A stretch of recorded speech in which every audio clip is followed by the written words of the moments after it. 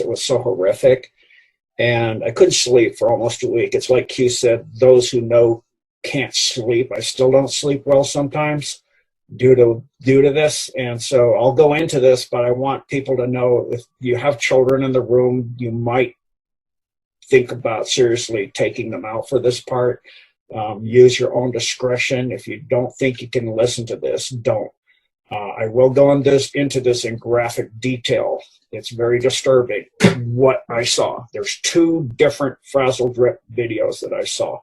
And so it was on his laptop, and the policeman was out with throwing up and retching and crying, and a lot of them just couldn't live with it. They actually saw way more than I saw, and mine was bad enough. A lot of them, I don't know if they actually committed suicide or they were suicided, but a lot of the police that saw this aren't alive anymore to it. With the purpose of this is twofold: to bring up a demonic through the blood of the child.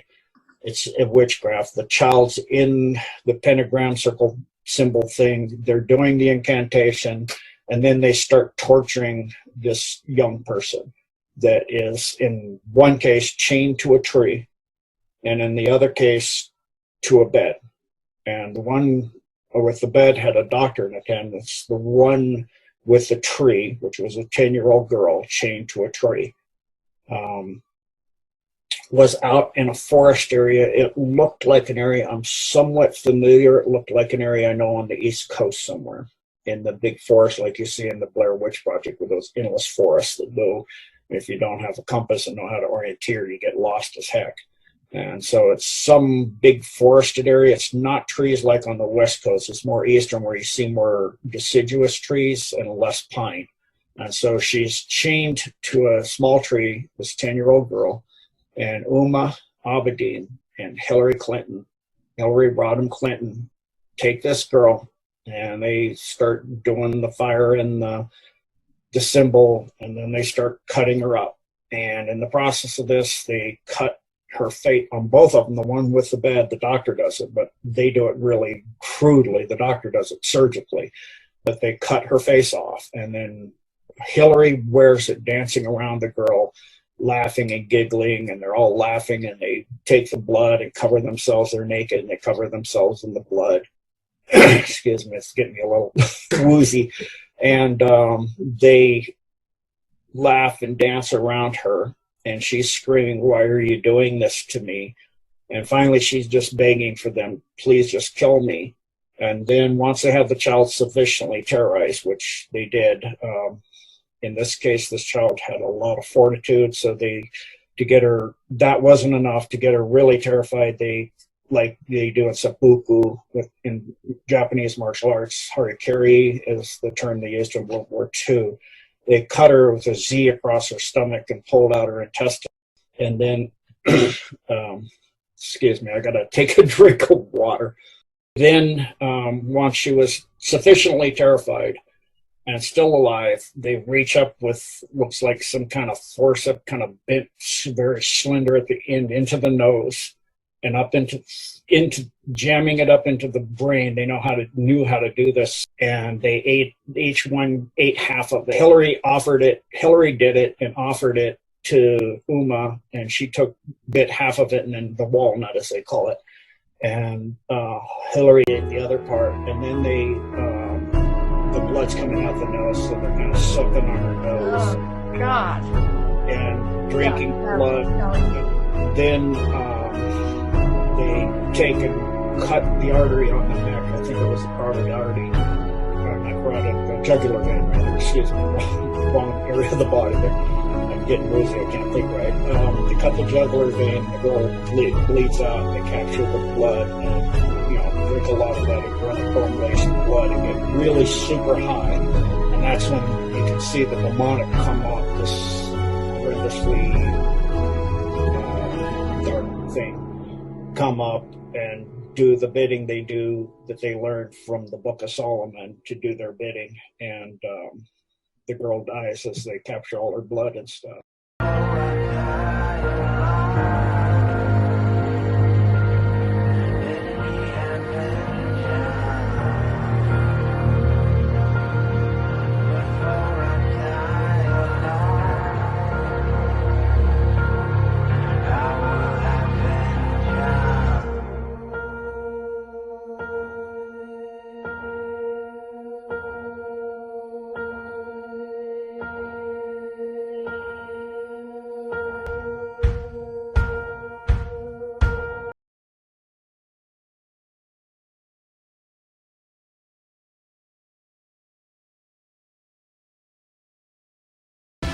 In today's Crime Trackers report, is it an abandoned homeless camp or is it something more sinister?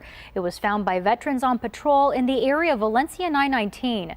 News 4 Tucson's Lupita Murillo is live at the site now with the latest.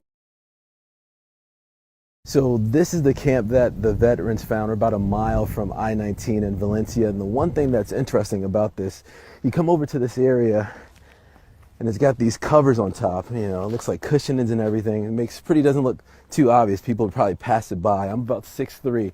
The one thing about it, you have to like duck to get down here and in this area.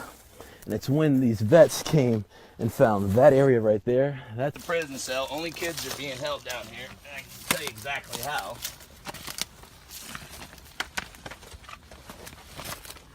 Come in.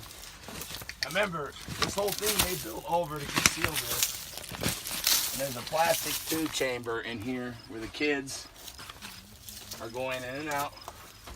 I'll shine my light.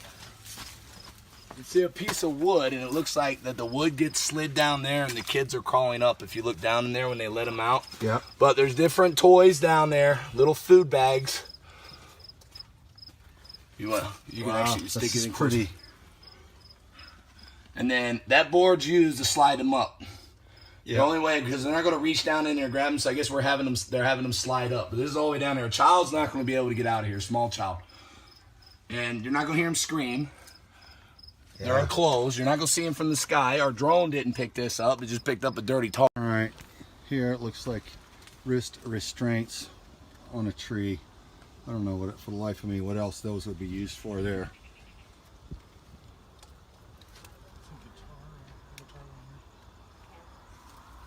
Right there, grape tree. This is the main spot under the awning right there where those are. Those are slip restraints. There's the coyotes. And there's a little prison cell right over there behind you where the children were being held down in there. There's a swing and everything out there. And we believe that this place is going to be used again. They're going. If they don't know that we found it, then they're only using the spot. It's not an everyday thing. This is just a drop point. And I guarantee you there's probably more of these. They repeat these ideas, same as they do their tunnels. Mm-hmm. So now we have a starting point. We actually know what to look for, and they're creatures of habit, so we know where their target areas are. This is easily accessible off I-19 corridor. So all the human trafficking is going up through Tucson. This is a spot where you're going to be able to hide children. Yep. Literally, this whole thing is strictly for kids, from the swings to all the toys to the board that's down there, so kids have to crawl out that little prison cell to there's a little toilet over there with a child's vanity.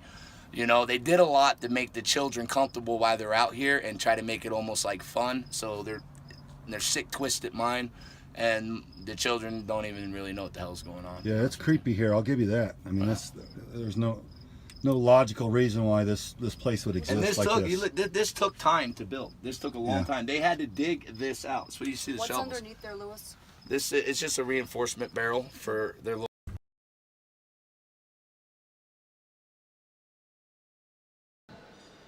I didn't really know what child pornography was. You know, we all sort of have an idea of it, and I was afraid to ask as a mother, you know, because it would be very painful to hear.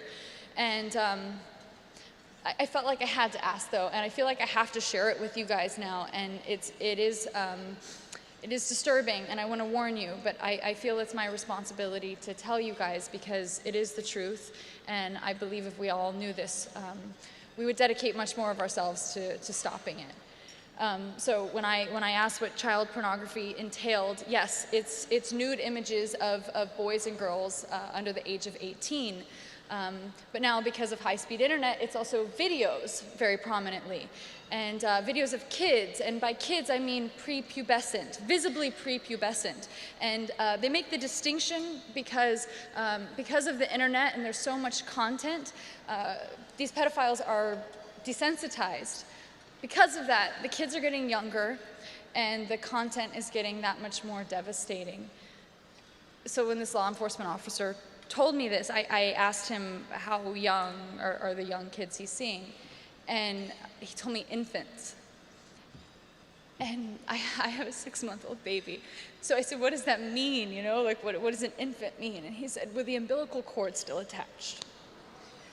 I know it's so devastating to hear this, and I'm really sorry to share this, but I'm grateful that you guys are listening, because this is actually happening, and it's important that we know this and that it resonates with us, so that we think about this in our days and in our personal life. So I asked them what happens in these videos, and unspeakable things happen, but I'm again going to speak about them, because I feel like if these kids are experiencing this, the least that they deserve is for us to hear what is actually happening to them. So no, it's not just touching. There is penetration. There is extreme torture and bondage. There's bestiality, which is having an animal penetrate the child or infant.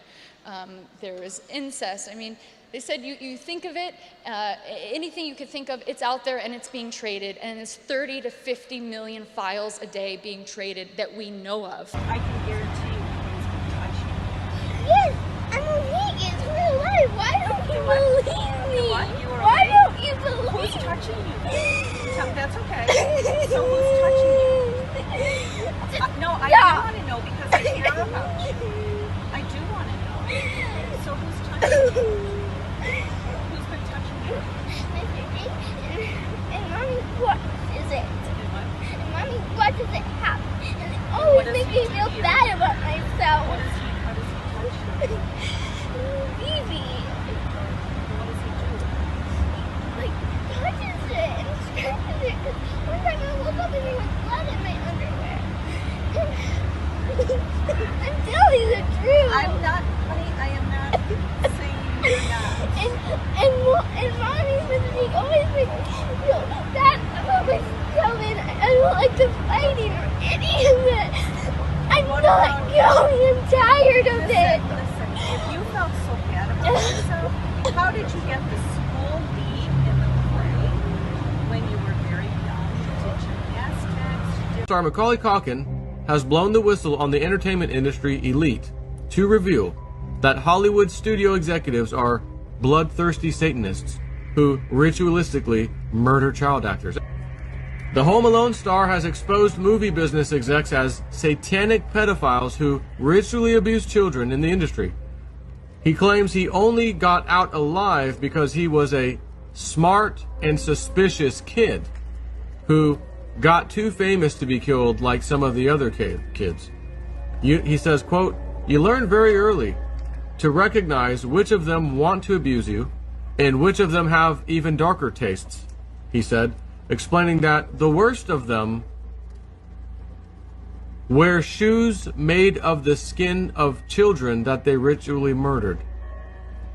Macaulay Culkin dropped the huge truth bomb during a radio interview in Paris, France. He said, "Have you seen leather products made from human skin? It has a very unusual, distinctive look. I learned at a very young age to identify it."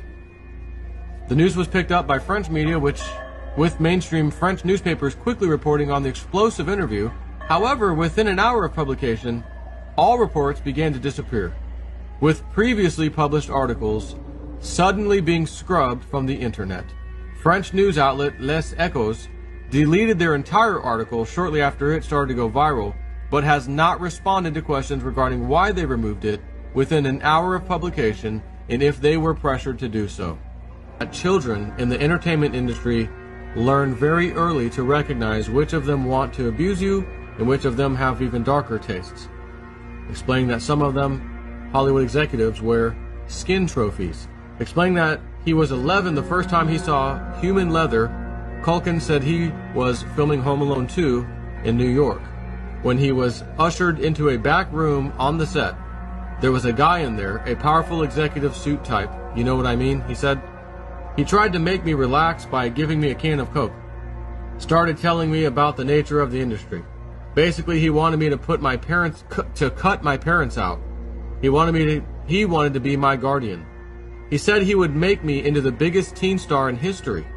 He said I had it all, but that I had to get rid of my parents. I was like, dude, I'm 11. And he said, you're a man now." Culkin, who has been living in Paris, France since 2003, then explained that the man began to make his intentions clear.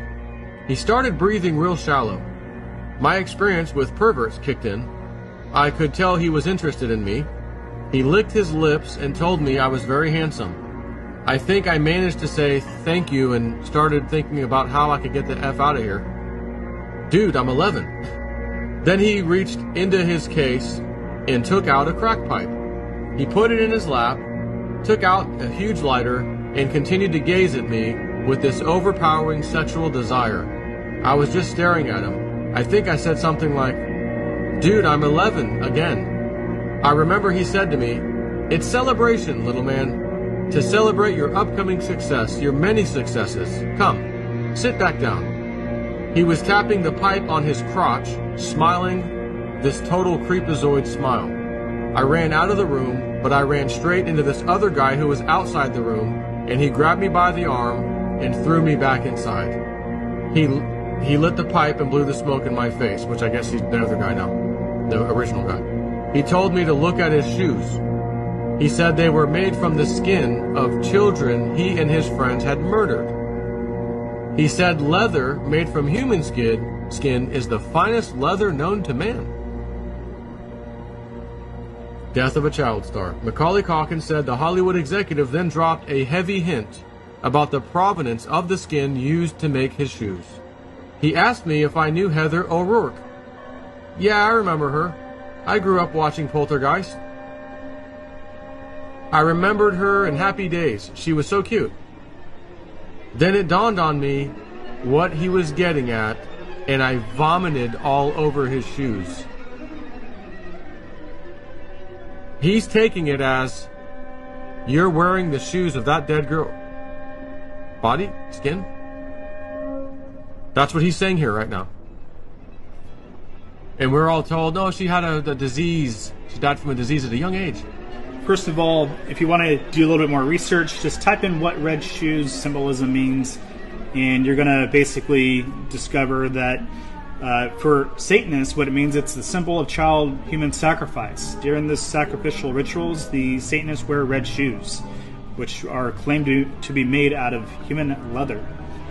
And you're going to find a ton of photos on the internet with, here's Tony Podesta wearing red shoes, and then here's these very disturbing paintings with all these children that have their hands tied behind their back, and they're all wearing red shoes.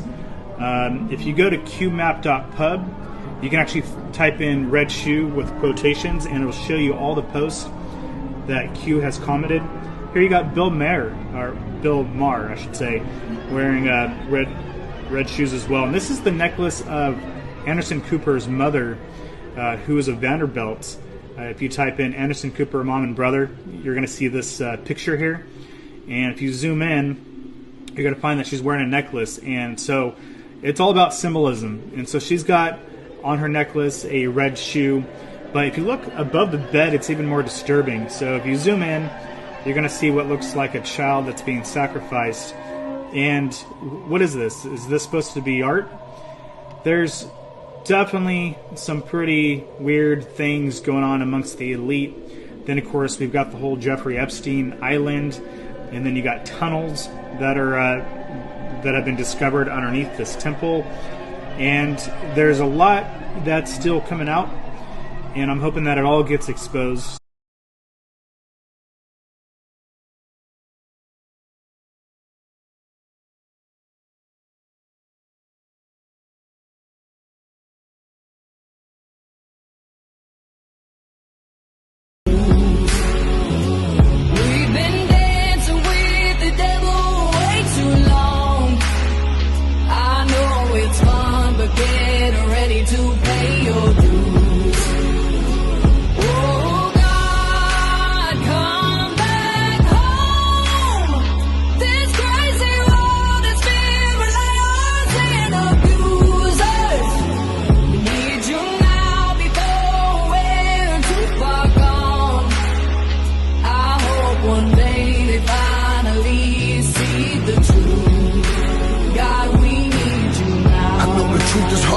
Just digested, suspected something's going on, but chose to just neglect it. Deflected by some breaking news, always just accepted. Expected just to fall in line and follow their perspective. Don't question their objective, but I got a lot of questions.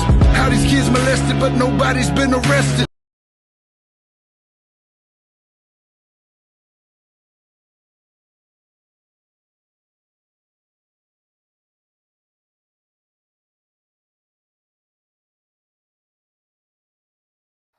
Hello, my name is Katie Groves, and I am a survivor of the child snuff industry. This video is about my experience growing up in a child snuff ring known as Uncle Sam's Snuff Factory. This ring was located in Central Texas, and I will speak about it in the past tense only because I do not have current knowledge of its existence. But that does not mean I have any reason to believe that it has been shut down.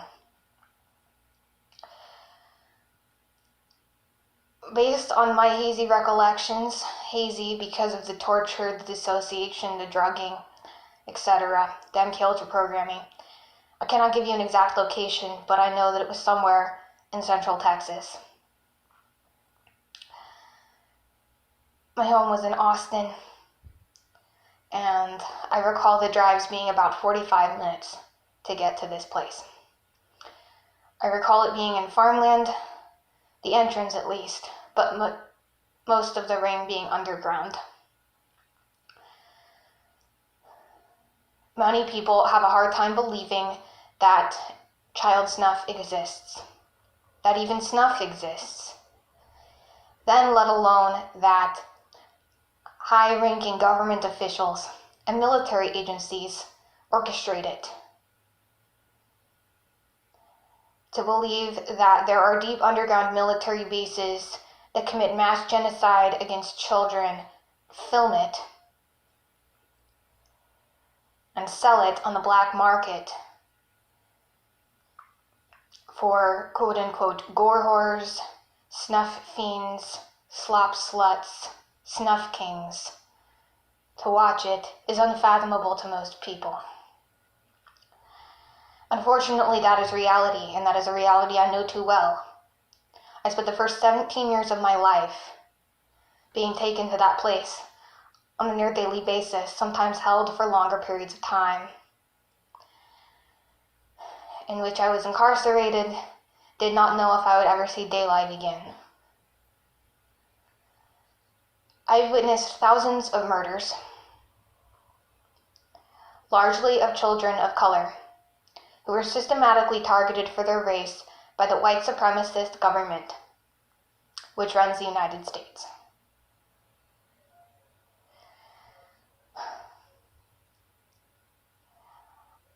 They called it Uncle Sam's Snuff Factory as a private joke, as if it was a mom and pop shop, a local business. Uncle Sam was supposed to be a friendly figure, a figure in American propaganda, supposed to look at like a father, like a friend.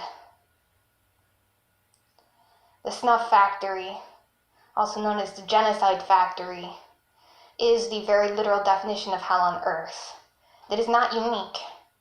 There are other places like it all over the world. I have been trafficked there as well. But what I can say is there is no place like Uncle Sam's. It is one of those places where a person can get literally anything they want for the right price if they have the connections to be there. I have seen wealthy, aristocratic white women ordering children of color on menus to be delivered dead, cooked on platters in a wing of the place they called Cannibal's Kitchen. And the reason I'm alive and the reason I survived is because I was born into an organized crime family involved with the CIA who ran this operation. And I had the genetics, the family background to be a candidate for perpetration, for continuing the cycle of violence, from being one of the quote-unquote leaders or members of the group involved. So I was kept alive for experimentation, for slavery, for use. I have fought my way out, and if you want to learn about that, you can watch any of the videos on my channel. It'll be informative. But I still suffer every day deeply with the post-traumatic stress. I have polyfragmented dissociative identity disorder as a result. It actually goes beyond polyfragmentation. I have something called exponential fragmentation, which I have spoken of in some videos I'll put in the description below, so that you can understand the level of trauma that this type of abuse can create.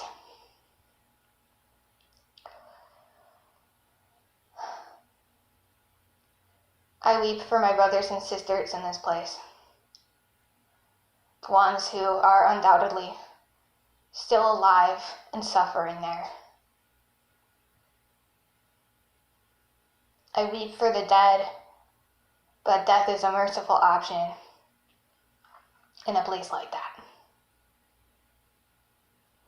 No, that does not mean that I am not grateful for my survival, but grateful is a hard word to use in the circumstance. How does one feel gratitude when they have witnessed such carnage?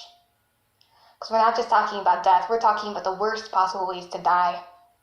Children being boiled alive in shit and piss that predators paid to donate into iron tubes. We're talking about children cut apart, fed to other children for people's sexual gratification. And most don't want to look at it, and I do not blame you. I do not blame the survivors of this abuse who stay dissociated, who remain used and enslaved because they cannot look either, because they cannot come to terms with their experiences. And I do not blame the general public who will not look. But this is reality. And all I ask of those who watch this is that you remember that while it may be excruciatingly painful for you to look at this reality, to think about this being possible, there are children. I ask you to remember and acknowledge that there are children who are surviving it every day. There are children enduring this, dying in this, and surviving this, who have to carry that pain all alone. And if they can do that, maybe you can muster the strength, if you have it, to look, to think about it just enough to get involved in some way to stop the madness. And no, I do not expect you to find this place, to find these underground trafficking rings, bust down the doors, and rescue these kids. I doubt if that will ever happen before World War III comes, or some epidemic and wipes us all out, while the people who perpetrate this remain alive in their underground worlds, and so on and so forth. Don't even want to go into the whole NWO thing right now. No, I don't expect that from you. I don't expect you to stop this in that way. But there are people fighting human trafficking. There are people who need voices. And at the very least, I encourage you to extend your support in some way to those who have survived, even if you cannot help those who are lost. I don't know how to help those who are lost. But there are people like me, and no, I'm not asking for myself, but for everyone. There are people like me who have survived these things who need help. They need therapists, we need doctors, we need lawyers, we need support, we need friends. We need new family because most of us have lost ours. And if you can be that for somebody, you can help the collective damage created by these rings. And hopefully one day that collective spirit will be strong enough to take this stuff out at its source, to go down into the trenches and actually rescue the majority of the children in child trafficking who never make it out. Thank you.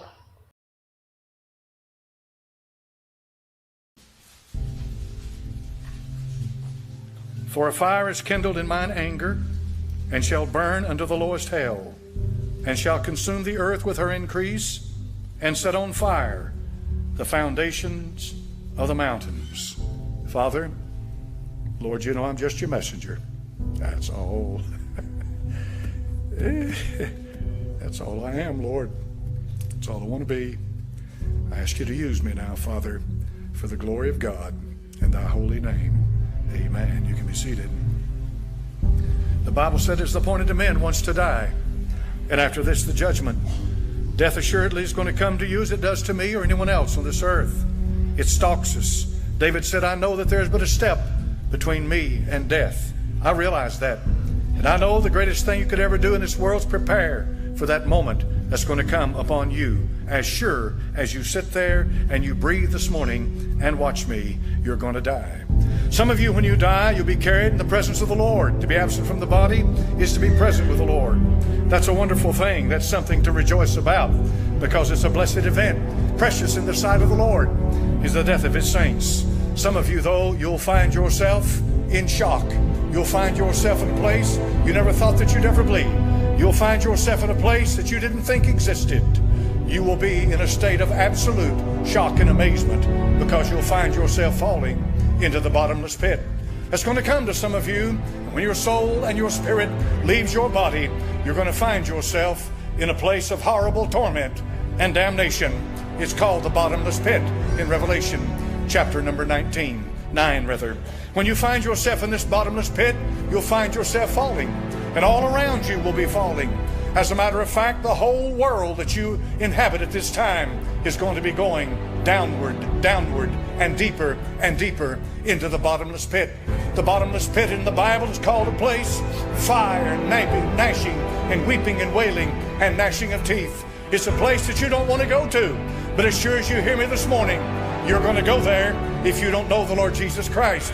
You're going to find yourself falling head over heels. Down you go, deeper and deeper into a bottomless pit. Some of you will say this has got to be just a horrible dream. When you find yourself there, you'll say, I'm going to wake up from this. This can't be real. This can't be what's happening to me. I'm going to shock myself somehow or another. Let me wake up. But you can't wake up, because what's happening to you is a reality. And you're there, and you can't tell anybody, and you can't argue about it, and you can't do anything to change it, because now you're dead, and you're gone, and you're falling into a bottomless pit. Down you go deeper and deeper into the depths, into the belly of hell. And there, my dear friend, awaits you the destruction, damnation, and torment that awaits all who reject Christ Jesus, our Lord. And deeper you go into the pit. What a horrible place. What a horrible place if you could think, my, what could I have done? What could I have possibly done to change this? Could I have said something? Could I have done something? Maybe it was the church that I went to. Maybe I wasn't good enough. Maybe I did this. Maybe I did that. But the problem is a very simple one. The only thing that can keep you out of this pit, the only thing that can keep you from hell, is the Lord Jesus Christ. It's not a matter of your church. It's not about your religion. It's not about who you are. It's not about how much money you have. You'll find yourself in a pit, and in this pit there is no hope. All that go down into this place give up all hope, for all that are there makes no difference. You'll find presidents, you'll find kings, you'll find prime ministers, you'll find queens, you'll find the rich and the famous, you'll find the greatest of the great. But in this place, everybody's a nobody. Nobody cares who you are. Nobody cares one bit what you've ever said or what you've ever done, because you're falling in the pit. You're in damnation now. You're in judgment now, and it's over. Your life is past. How quickly it left. How quickly you drew that last breath. How quickly your 30, your 40, your 50, your 60 years passed while you were on planet Earth. It's all gone now. It's all in the past. And deeper you go into the pit of hell. The place you're going to is full of sounds. All kinds of sounds. Believe me, it's not quiet. Where you're headed, you'll hear screaming, you'll hear begging, you'll hear praying, you'll hear people down there with sorrow like you've never heard before. I guess you might say that characterizes hell more than anything else, is the sorrow. Sorrow all about you. Nothing but sorrow. Sorrowful cries and prayers. Oh God, just give me one more chance. Oh oh God, I thought you were a God of love and nothing like this could happen to me. Oh God, you hear them cry as they go deeper. You've never heard praying, you've never heard crying, you've never heard wailing in your life like there is in hell. Every moment, every hour, every second, everywhere, it's crying and screaming and weeping and wailing and gnashing of teeth, and there is heat. As you go deeper and deeper into the pit, the flames of hell rise up above you and the heat begins to engulf you. Now it's no longer screaming and wailing and weeping because of the shock of finding yourself in a place like this. Now there's literal torment because you're burning. Hell is a place of fire. Hell is a place where the Bible said the worm dieth not and the fire is not quenched. And you continue to fall deeper into a place that you never thought existed. You never thought for a moment that there was a place like hell. Oh, how you joked about it. How it was part of your vocabulary. You heard the word 1,000 times every day. And the reason you did is because you were desensitized to it. Since everybody's using the word, it no longer has the power and meaning that it once had. For hell is a real place. My soul, if it cries from hell, what could be worse than that? My friend, tell me today, what could be worse for you than to find yourself falling head over heels and burning and screaming as you go down into hell? You say, preacher, prove to me there is no hell. My dear friend, 1 second after you close your eyes in this world, you'll lift them up in that place. I don't have to prove it to you. It's inevitable. It's waiting for you. And my dear friend, hell has the upper hand, for it's been there, it'll be there, and your life is just a fleeting vapor. It's here today and it's gone tomorrow, and much quicker than you think you could be falling into the pit of hell. Oh, the sounds of hell. Can you imagine the preachers in hell that are saying, I preached in your name, I did mighty wonderful things in your name, I did this in your name, I did that in your name. And you might hear him say, depart from me, for I never knew you. Just because a man is called a man of the cloth, just because he's got a Bible, just because he's a so-called reverend, that doesn't keep him out of hell. I've known a bunch of reverends down through the years. I wouldn't give you a dime for their salvation. Hell is a place of eternity, friend, and it is for sure, it is more real than we are today.